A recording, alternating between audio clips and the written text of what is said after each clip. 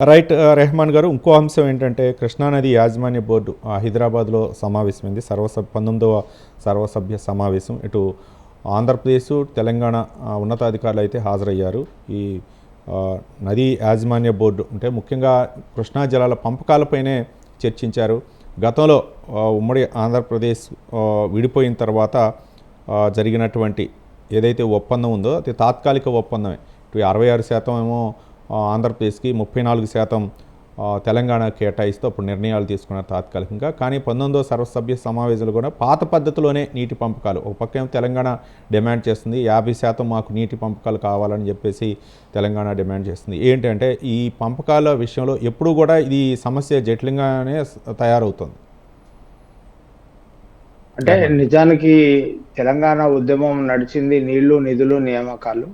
అంటే తెలంగాణ రాష్ట్రం ఏర్పడిన తర్వాత ఈ అప్పట్లో ఉమ్మడి ఆంధ్రప్రదేశ్‌గా ఉన్నటువంటి ఈ సమయంలో కేటాయింపులకును, ఇప్పుడు తెలంగాణ ప్రభుత్వము ముందు నుంచే తమ వాదన బలంగా వినిపించాలి, తమ వాటా కోసం కొట్లాడాలనేటువంటి ఒక సమాయత్తమైనట్టుగా మనం చూసాము. 71% వాటా కూడా డిమాండ్ చేస్తున్నట్టుగా మనం చూస్తున్నాం. అట్లానే తెలంగాణ ప్రాంతంలో ఎక్కడి నుంచి ఎక్కడి దాకా గోదావరి పరివాహక ప్రాంతం ఉంది.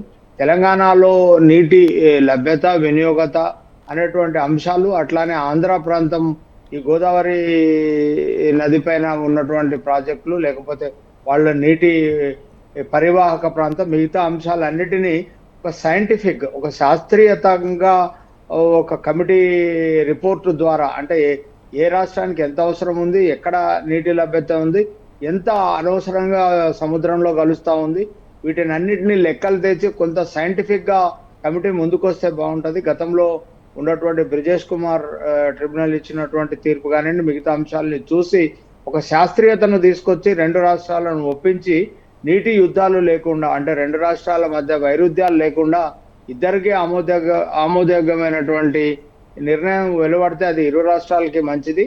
అది ఒక శాస్త్రీయతతో వస్తే మాత్రం మంచిగుంటదనేది బావుంటదనేది రవి గారు. రైట్.